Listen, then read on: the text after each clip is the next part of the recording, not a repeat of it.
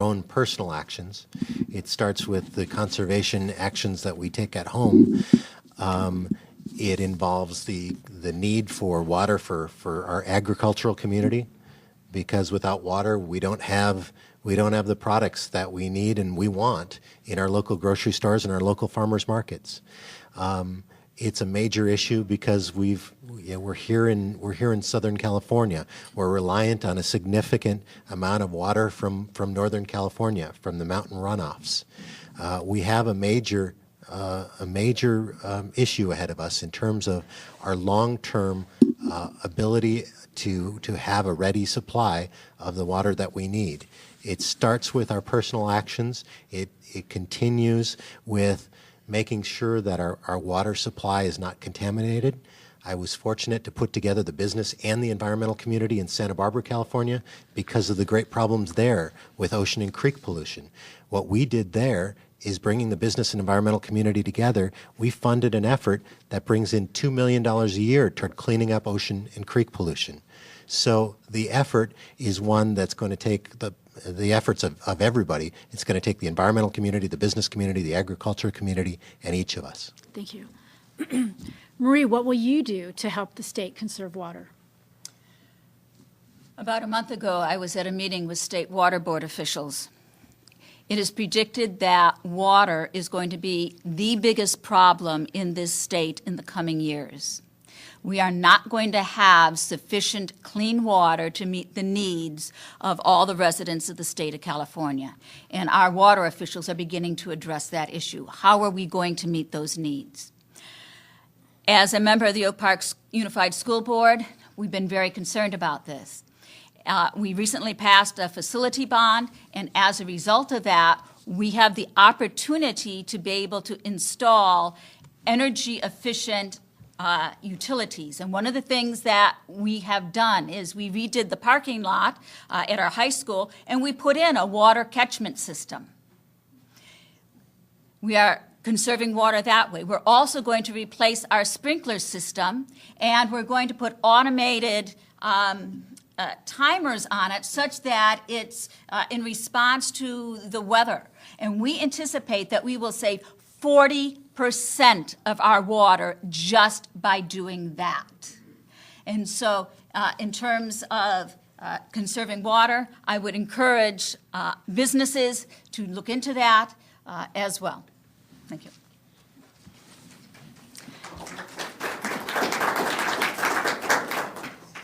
Okay, each candidate will now have 3 minutes to give their closing statement.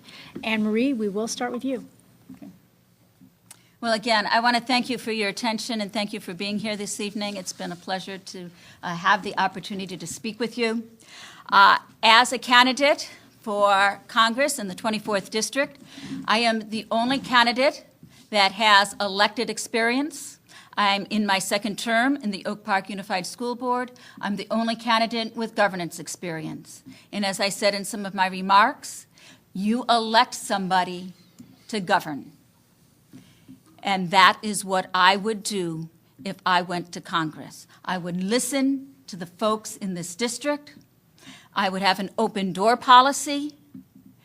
And I would be committed to the issues in this district.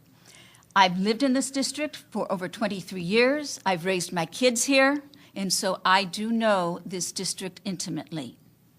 I have served in this district. I work in this district. And my life has been based on a life of community service, starting with my mother, who took me out as a child to help those who were less fortunate, working in food pantries, working in the U.S. Peace Corps, working as a Girl Scout leader, serving on various boards within this community, and working with the people of this district. As a professor at Moore Park College, I've gotten to know a lot of people in this district. I know the people and the problems that we have in this district. And my goal would be to create the opportunities for folks in this district in order to be able to build lives and to continue the society that we have here in the 24th District. Thank you.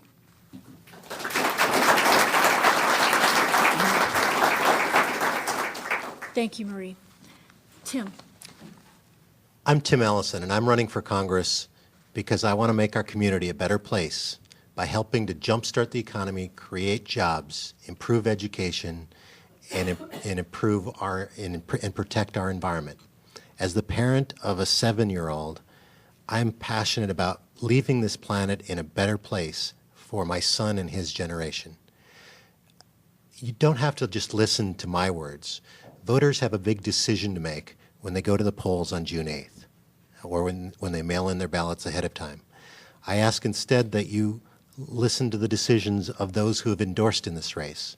I'm fortunate enough to have been recommended for endorsement by the California Democratic Party, to have the endorsement of the California Teachers Association, to be endorsed by the Ventura County Young Democrats and the UCSB Campus Democrats, to be endorsed by the Tri-County Central Labor Council, which represents 75,000 working men and women in the Tri-Counties area, and to be endorsed by an incredible local elected official, Congresswoman Lois Capps. So don't just take my word for it. Take the word of those who have interviewed the candidates and have made their decision based on which candidate they believe to be viable, to have a chance of winning in November, and to be the candidate that is the best on those issues. If you have any other questions, I encourage you to contact our campaign or to go to my campaign website, which again is www.timallison.com. I ask for your support and I ask for your vote on June 8th. Thank you.